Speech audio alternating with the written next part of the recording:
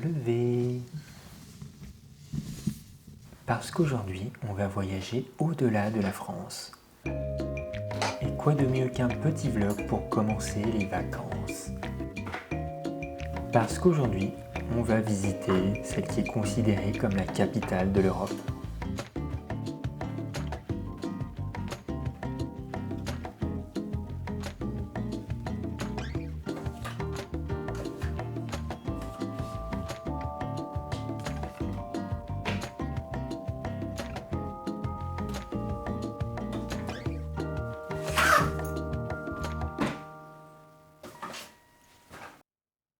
Alors préparez vos plus belles tenues, vos baskets, parce qu'on part direction Bruxelles.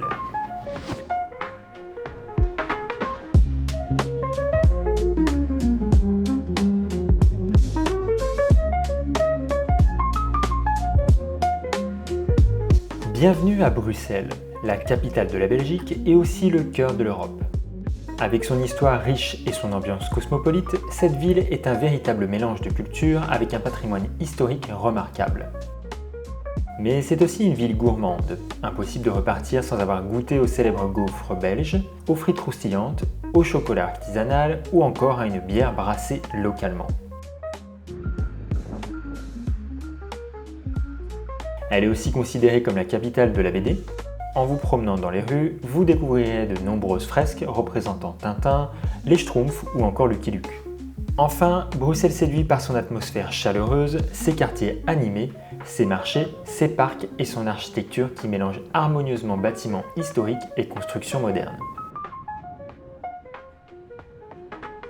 Selon la tradition, elle est fondée vers l'an 979 sur une petite île de la rivière Seine. Son nom viendrait d'ailleurs du vieux néerlandais Broeksel, qui signifie le village dans les marais. Grâce à sa position stratégique sur les routes commerciales entre la France, l'Allemagne et les Pays-Bas, Bruxelles connaît un développement rapide au Moyen-Âge. La ville devient un important centre du commerce, d'artisanat et de pouvoir. C'est à cette époque que naît la Grand Place, aujourd'hui considérée comme l'une des plus belles places d'Europe. Au XIXe siècle, après l'indépendance de la Belgique en 1830, Bruxelles devient la capitale du jeune royaume.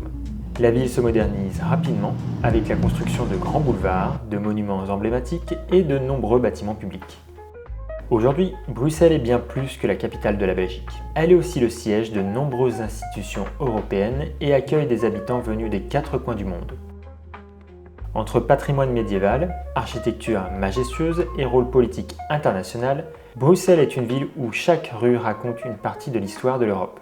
Alors préparez-vous à découvrir avec moi les plus beaux endroits de cette ville. Et c'est parti pour la visite! Pour commencer, je suis arrivé à la gare du Midi et j'ai dû prendre un logement en location.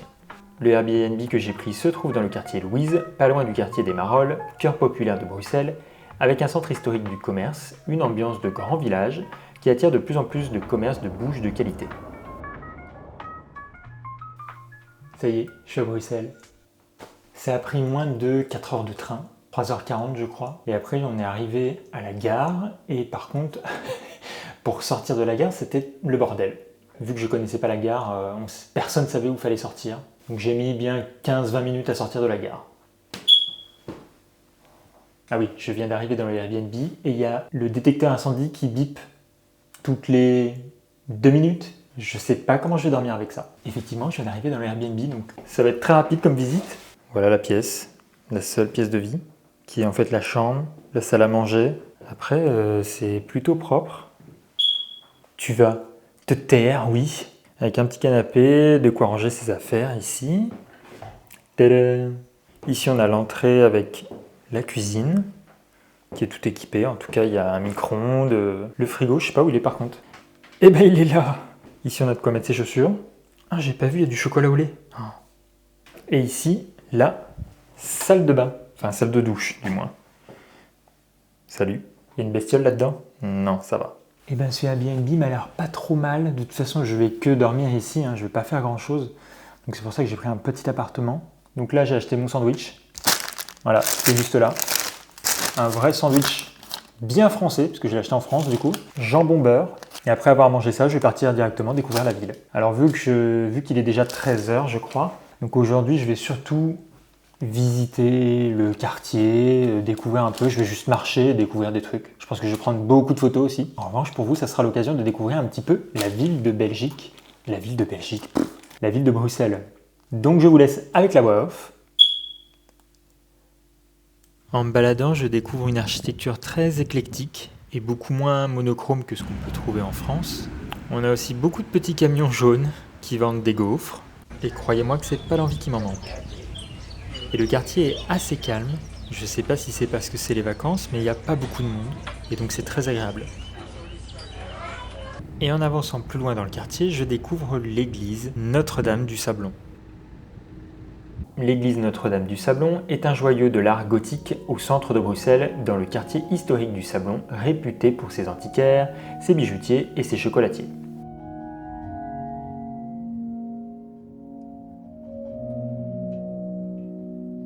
En 1304, l'hôpital Saint-Jean cède au grand serment des arbalétriers une partie du cimetière que l'hôpital possédait depuis 400 ans au Sablon pour y construire une petite chapelle en bois dédiée à la Vierge, les travaux pour cette première bâtisse se terminant en 1318. Et c'est en 1348 qu'une femme, Béatrice Sourken, remarque qu'une statue de la Vierge Marie dans une église à Anvers est délaissée. La Vierge lui apparaît et lui ordonne de l'emmener à Bruxelles.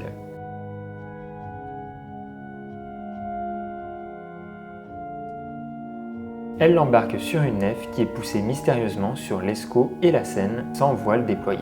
Le duc Jean III de Brabant, entendant parler du miracle, l'accueille et installe la statue dans la chapelle des arbalétriers.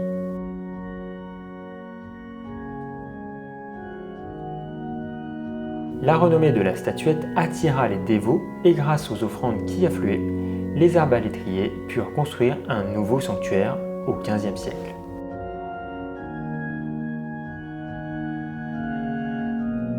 L'église est de style gothique, avec ses voûtes surcroisées d'ogives et contient de magnifiques monuments funéraires, statues et tableaux. Le chœur datant du début du XVe siècle a des écoinçons qui sont une véritable bande dessinée de la fin du Moyen Âge. L'église est ouverte 365 jours par an et accueille chaque année 500 000 visiteurs. Face à l'église du Sablon, le square du Petit Sablon constitue l'un des petits bijoux architecturaux du centre de Bruxelles. Jardin de style néo-renaissance, il est orné de sculptures dues aux plus grands artistes et humanistes belges du XIXe siècle. Dans les années 1880, Charles Bulls, bourgmestre de Bruxelles, proposa d'embellir le quartier et de transformer la place en un séduisant jardin. Il fut ouvert au public en 1890. Des parterres fleuris symétriques conduisent vers une fontaine surélevée dont le bassin circulaire est dominé par l'ensemble sculptural des comtes d'Egmont et de Horn. Derrière, 2 volets d'escalier mènent au palais d'Egmont. L'ornementation végétale a une portée symbolique. Les 9 massifs de buis taillés ornant la pelouse représentent les 9 provinces belges de l'époque. Un autre massif en forme de couronne symbolise la Belgique. Et en sortant de ce petit jardin, j'ai commencé à me balader dans les différents quartiers. Et je peux remarquer la qualité de l'offre architecturale bruxelloise. Se promener dans la capitale belge, c'est un petit peu comme voyager dans le temps. On remarque que l'histoire et le savoir-faire contemporain s'y mêlent harmonieusement bien. De plus, le riche mélange de styles reflète parfaitement la diversité de Bruxelles.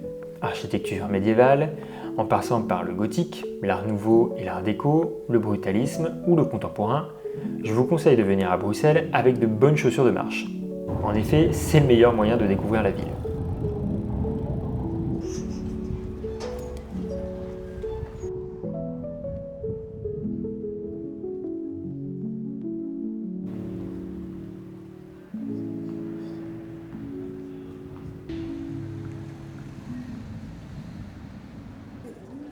Et après avoir marché un long moment, je découvre enfin la Grand Place. La Grand Place, c'est la place centrale de la ville de Bruxelles. Mondialement renommée pour sa richesse ornementale et esthétique, elle est bordée par les maisons des corporations, l'hôtel de ville et la maison de roi. Son histoire commence en tant que lieu de marché au XIIe siècle. Progressivement, la place se garnit de maisons et de halles, encore principalement en bois. Le splendide hôtel de ville gothique est construit au XVe siècle en 3 phases. Ce même XVe siècle voit l'installation des corporations de métiers dans les maisons bordant la Grand Place. Plus encore qu'actuellement, la place est le centre névralgique de la vie bruxelloise. Sur le plan économique donc, avec une intense activité de vente, sur le plan culturel, avec des représentations théâtrales, ou encore sur le plan judiciaire, avec des exécutions qui ont lieu sur la place. Et évidemment sur le plan de la politique locale. Mais en 1695, la place est sujette à un bombardement par les troupes de Louis XIV, elle est donc presque entièrement reconstruite à cette occasion. Elle subit encore d'importantes rénovations et modifications durant les siècles suivants, et ce surtout au XIXe siècle, pour lui conférer son aspect actuel. La Grand Place est aussi inscrite sur la liste du patrimoine mondial de l'UNESCO depuis 1998. L'hôtel de ville constitue aussi le monument le plus emblématique de la place avec un style gothique brabançon. Érigé au début du XVe siècle, l'édifice qui échappa en partie au bombardement connut au fil du temps plusieurs transformations. Lui faisant face, la Maison du Roi s'intègre parfaitement à l'ensemble. Son élévation se reflète à l'édifice de style gothique antérieur au bombardement et témoigne remarquablement des idéaux de la conservation contextuelle des monuments prônés au XIXe siècle. La Maison du Roi est occupée depuis plusieurs décennies par le musée de la ville. De part et d'autre de ces monuments, symboles de l'autorité publique, les maisons de la place étaient occupées par les puissantes corporations. Toutes différentes mais construites dans un délai très court, elles illustrent remarquablement l'architecture baroque de la fin du XVIIe siècle avec un traitement singulier des pignons et des décors, tantôt chantournés, tantôt plus classiques. Chaque maison possède un nom et des attributs spécifiques, rehaussés d'or, qui évoquent le statut de ses occupants.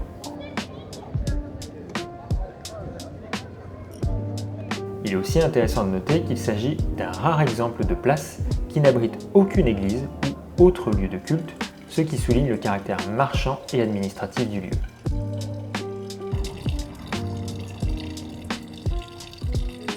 Après être passé sur la place, je découvre plein de petites rues, mais aussi plein de boutiques, des chocolatiers, des bars, des restaurants, et c'est à ce moment-là que j'arrive sur une galerie, enfin, les galeries. Inaugurées en 1847, les Galeries Royales Saint-Hubert figurent parmi les plus anciennes d'Europe. Elles sont composées de 3 grands passages commerciaux, la Galerie de la Reine, la Galerie du Roi et la Galerie des Princes. Les Galeries Royales en plein cœur de Bruxelles, à 2 pas de la Grand Place, accueillent de nombreux commerces et lieux de divertissement. On y retrouve des bijouteries, des boutiques de luxe, des pâtisseries et biscuiteries, des chocolatiers belges, des commerces de tradition, des cafés et aussi des restaurants en tout genre. Côté culture, la librairie Tropisme, le cinéma d'art et essai galerie, ainsi que le théâtre royal des galeries et le vaudeville y sont également abrités. À l'étage, des espaces de coworking, chambres d'hôtel et appartements surplombent les galeries. Cet élégant et prestigieux complexe, d'une architecture inspirée des palais italiens du XIXe siècle, est couvert sur toute la longueur par une verrière à structure métallique qui permet de protéger les promeneurs quel que soit le climat. Les Galeries Royales Saint-Hubert sont traversées chaque année par quelques millions de visiteurs. Bien que j'avais fait beaucoup de pas durant la journée, je continue ma promenade qui commence à être assez longue, mais je voulais découvrir un lieu assez particulier. Alors évidemment, je passe par plein de rues et d'endroits différents qui me dévient de ma trajectoire car j'ai envie de tout visiter.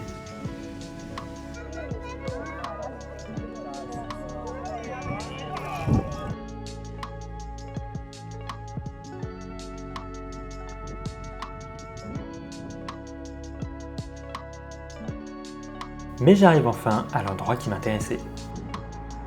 Alors oui, c'est un peu surprenant, mais ce que vous voyez, ça s'appelle la passerelle Tondo. Tondo est une passerelle reliant le Palais de la Nation et le Forum à Bruxelles, le nouveau complexe de conférences situé de l'autre côté de la rue. Le bureau d'architecture Kersten Geers David van Serveren a opté pour un projet unique dans lequel la passerelle a été conçue comme un élément spatial plutôt que comme une solution technique. La passerelle qui relie les 2 immeubles à des hauteurs différentes devient alors un objet étrange, une sorte de pont des soupirs bruxellois qui semble flotter dans la rue de Louvain. Le projet a été livré début 2021 et a coûté presque 1 million d'euros.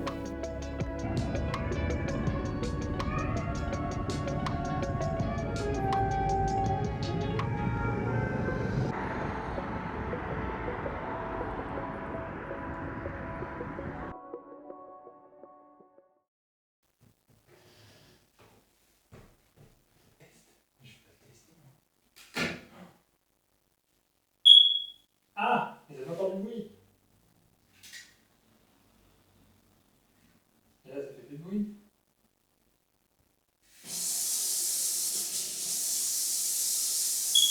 Ah non! Comment on fait pour débrancher ce truc? Je suis en train de tout casser. Là.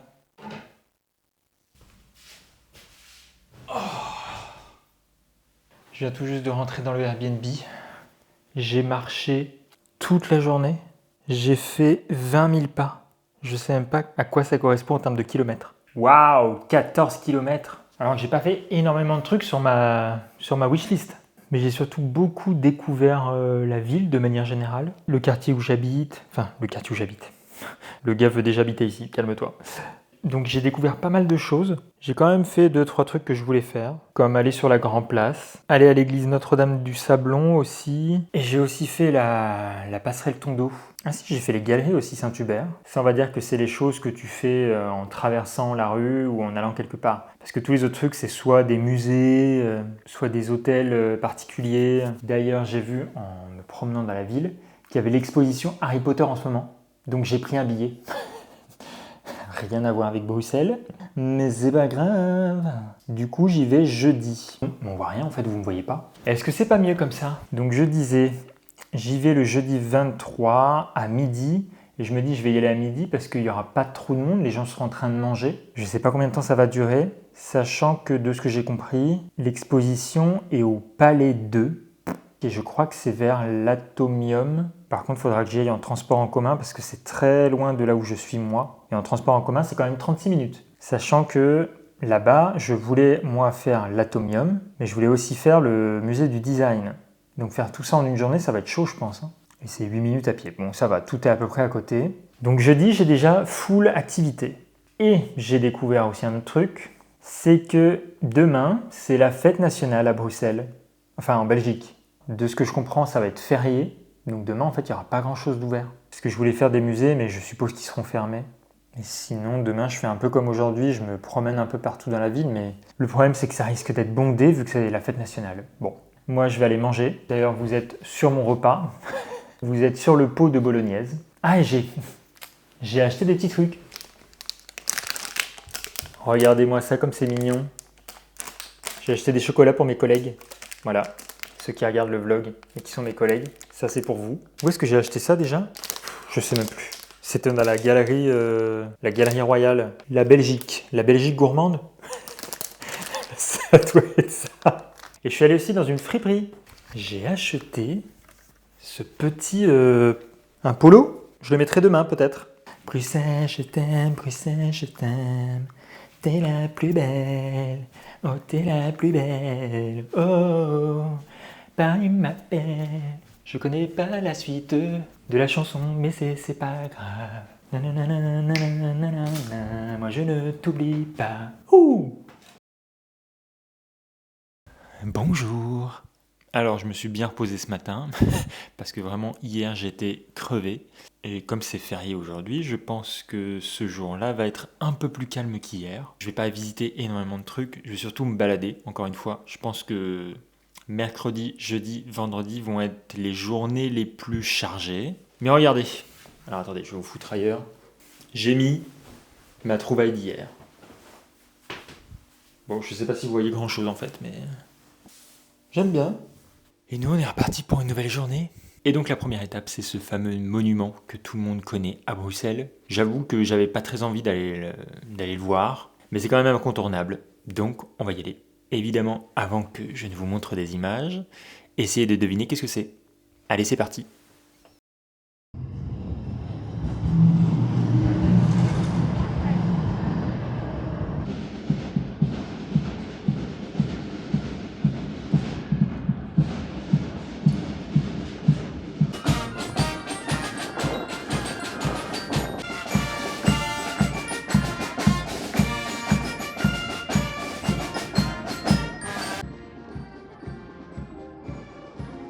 Après être passé devant le palais de justice, je descends en direction de la Grand Place et du centre historique. Je passe par la rue Rolbeck où vous trouverez des endroits sympas pour boire un verre ou pour prendre un brunch. Je passe aussi devant le skatepark de l'église de la Chapelle avec tous ses graffitis, puis je descends dans la rue des Alexiens. En faisant le trajet, j'ai le temps de prendre 600 photos, découvrir de nouveaux endroits pour plus tard. J'ai tapé la discute à un chat et j'ai vu des fresques sur les façades des murs.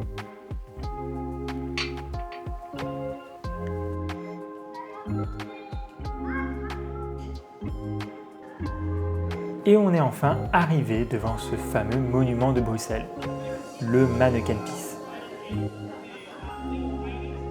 Évidemment, il y a déjà plein de touristes devant cette statue de bronze, qui n'est d'ailleurs pas l'original, celle-ci étant conservée au musée de la ville de Bruxelles, dans la maison du roi de la Grand Place.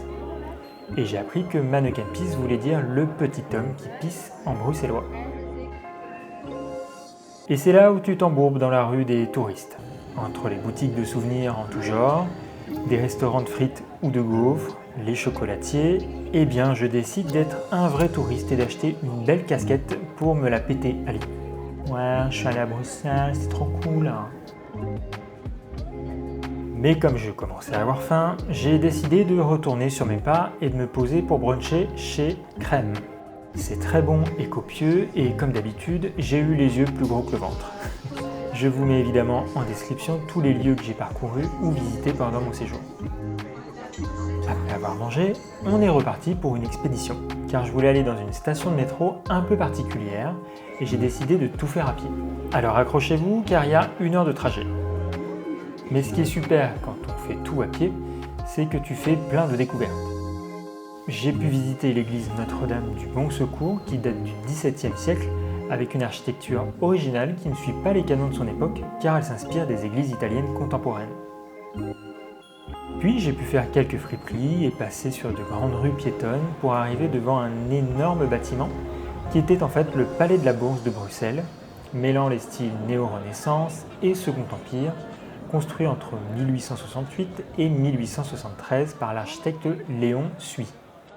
Le bâtiment comprend un restaurant, un bar en rooftop, un musée archéologique, des salles de coworking, un shop et elle abrite désormais le Belgian Beer World Experience.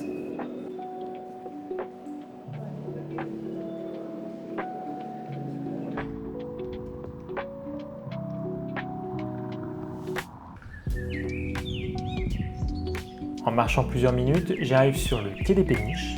Je m'aperçois que tout le long de mon voyage, l'espace public est très bien géré, en tout cas de mon point de vue personnel, car on retrouve souvent des installations artistiques, de nombreux endroits pour se poser, des skateparks, des petits camions qui vendent de la nourriture, et ça rend la ville vraiment plus vivante. Et j'ai commencé à me rapprocher d'un grand bâtiment en briques, et comme je suis curieux, je découvre qu'il s'agit en fait de la gare maritime. Cette ancienne gare a été rénovée et est aujourd'hui une ville couverte avec un food hall, des boutiques et des bureaux. Le lieu organise souvent des événements culturels comme des concerts ou des spectacles. La durabilité a été une priorité lors de la rénovation de ce bâtiment. L'énergie est produite sur place à partir de sources renouvelables grâce à la géothermie et des panneaux solaires. De part et d'autre de la nef centrale, les boulevards piétonniers verdoyants sont agrémentés de jardins thématiques et d'arbres à haute tige, donnant l'impression que le parc adjacent s'invite à l'intérieur du bâtiment. Le lieu est vraiment super si vous voulez venir en famille ou entre amis pour vous détendre, car c'est un peu excentré et donc il n'y a pas énormément de monde, en tout cas en dehors des événements.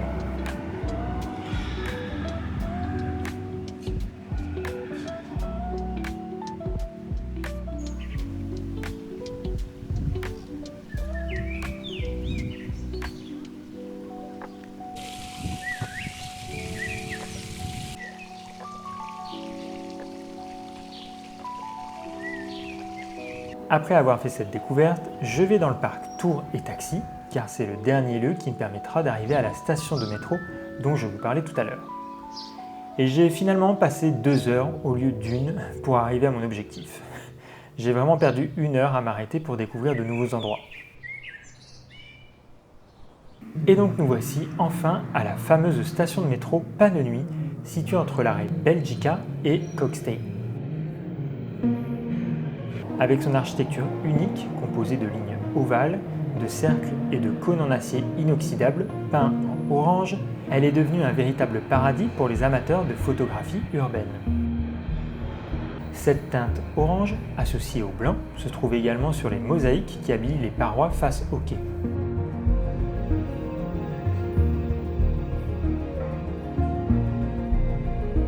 En empruntant les escalators, une fois les portiques franchis, on découvre de superbes jeux de lumière créés par les pluies de lumière qui jalonnent le plafond.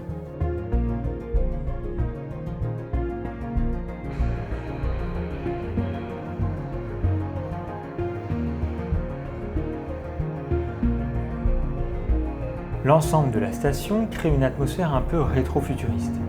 Ces nombreuses formes géométriques évoquent l'intérieur d'un vaisseau spatial tout droit sorti d'un film de science-fiction des années 70, faisant de Pannonie l'une des stations les plus originales du réseau bruxellois.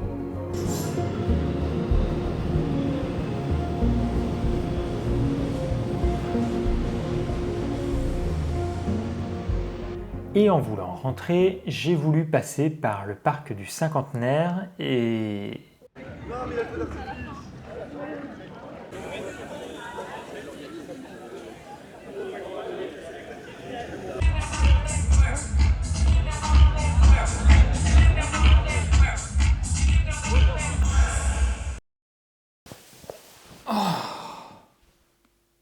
J'en peux plus. Je crois que j'ai marché encore plus qu'hier. 21 000 pas. Ça équivaut entre 14 et 16 km. Finalement, je suis rentré, je suis pas allé au jardin. Enfin, si j'y suis allé comme vous avez vu. Mais je suis très vite reparti parce que j'ai marché déjà toute la journée. J'avais pas envie de piétiner dans le parc. Et en plus, je pensais que c'était juste un feu d'artifice. Et que donc avant, il n'y aurait pas trop de monde. La bonne blague. Sauf qu'en fait, il y aura une soirée, il y aura un concert, tout ça. Donc c'était déjà blindé de monde. Et pour ressortir, c'était super compliqué. Donc je me suis dit, je vais pas perdre de temps, je vais rentrer à l'appartement. Et en plus de ça, j'ai du montage à faire parce que j'ai toujours pas commencé le montage de cette vidéo que j'étais censé faire petit à petit chaque jour. Et depuis que je suis arrivé, j'ai pas fait grand chose. Enfin, j'ai rien fait, j'ai pas fait de montage. J'ai juste trié les photos et les vidéos. Donc je vais essayer de rattraper le retard que j'ai. Et puis surtout, vu que je suis un peu crevé là depuis 2 jours, c'est censé être des vacances reposantes. Ce qui n'est pas le cas pour l'instant, parce que là, depuis ces 2 jours, tout ce que j'ai fait, c'est juste me balader en ville. J'ai quand même fait des choses que je voulais faire, qui étaient sur ma liste, mais pour l'instant, j'ai même pas fait la moitié de ma liste, donc j'ai encore beaucoup de choses à voir, qui sont prévues. D'ailleurs, il faut que je prenne mes billets pour certaines choses, parce que il y avait un des hôtels particuliers Art Nouveau que je voulais faire qui n'a plus de place. Il n'y a pas de place avant la semaine prochaine. Je serai déjà parti. Si vous voulez voir un musée ou, je sais pas, un hôtel particulier Art Nouveau par exemple, prenez des places à l'avance avant de partir genre en voyage. Comme ça, vous êtes sûr au moins d'avoir de la place. Sur ce, moi je vais commencer à me faire à manger. Allez, on va aller travailler Geoffrey. Oh, mais avant, petite sieste. Et cette première partie du vlog de Bruxelles est terminée. J'espère que ça vous plaît et que vous kiffez votre race en regardant ces images, car moi j'ai pris beaucoup de plaisir à vous faire découvrir cette ville. N'hésitez pas à vous abonner et à activer la cloche, car la semaine prochaine sort la deuxième partie de mon voyage à Bruxelles. Oui, je sais, ça va être long. Mais si vous voulez pas attendre, vous pouvez regarder mes autres vidéos, ça serait super. Sur ce, je te dis à la semaine prochaine.